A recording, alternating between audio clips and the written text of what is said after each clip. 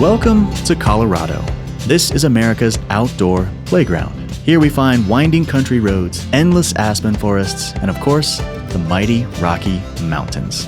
Landscape photographers travel from all across the world to visit these legendary lands. Everyone comes in search of gold, snow, and sky, and Colorado delivers these brilliant visual gemstones with great abundance.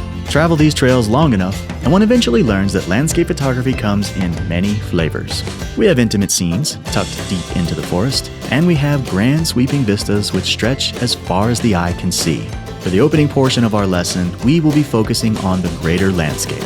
Here we find vast open valleys, endless golden aspen forests, and towering peaks. The air is fresh, the sun is out, and the camera is waiting for the visual feast to begin.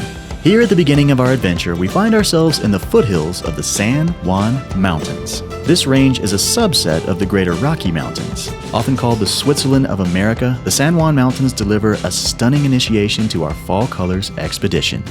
All right, friends, it is time to talk mountains. We have the absolute trifecta going on right now. Perfect fall colors, beautiful broken clouds, and snow on the peaks.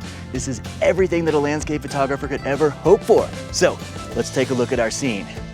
All right, friends, welcome to the beautiful San Juan Mountains. It is an absolutely exceptional day in Colorado, and we have a lot to cover, so let's jump right in. Now, for our first lesson, I want to refrain from digging deep down into the technical aspects of these images. We will have plenty of episodes in front of us to talk about shutter speed, f-stop, bracketing our images, and balancing our exposure. For now, I'd simply like to start us off by talking about composition and a little bit of visual storytelling theory. Now, let's kick things off with a little bit of inspiration. We're going to take a closer look at some of the final images from the opening portion of our expedition.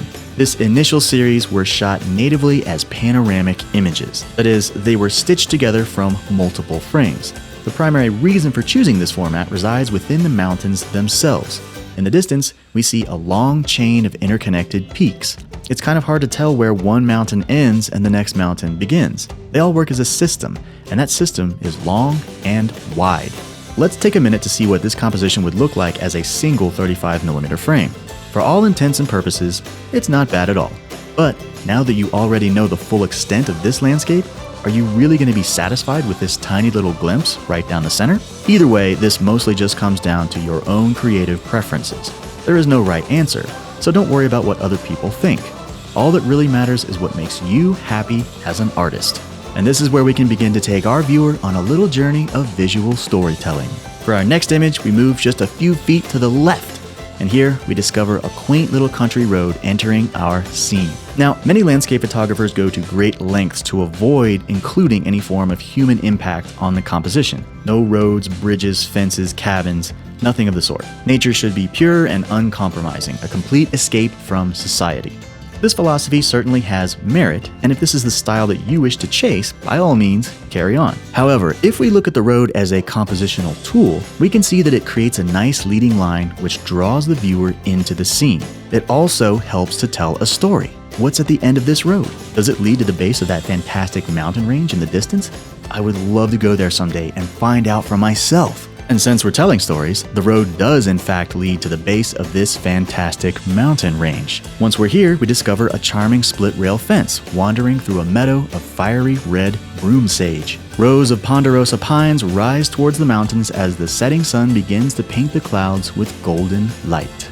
And just beyond the pines, we discover a magical reflecting pool, which, on calm evenings, creates a perfect mirror image of our spectacular snowy mountains. Sunbeams slice through the aspen forest and cast a warm light upon the still waters. It's the perfect way to spend the evening and the perfect place to find yourself when the golden forests of Colorado are at their best. And so, whether you decide to include the occasional fence or omit the human footprint altogether, either philosophy has its advantages. Now, we have certainly covered a lot of ground here at our first location. And so the first portion of our adventure kicks off with wide, sweeping vistas. We experience the classic landscape formula of forest, mountain, and sky. The colors are beautiful and the conditions have been in our favor. And this means we owe it to Mother Nature to do justice to these inspiring locations. And justice will be done.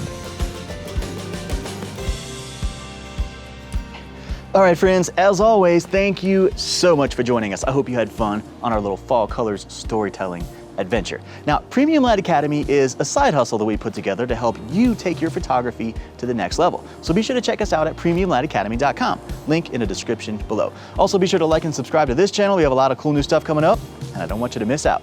That's gonna do it for this time. We'll see you in the next lesson.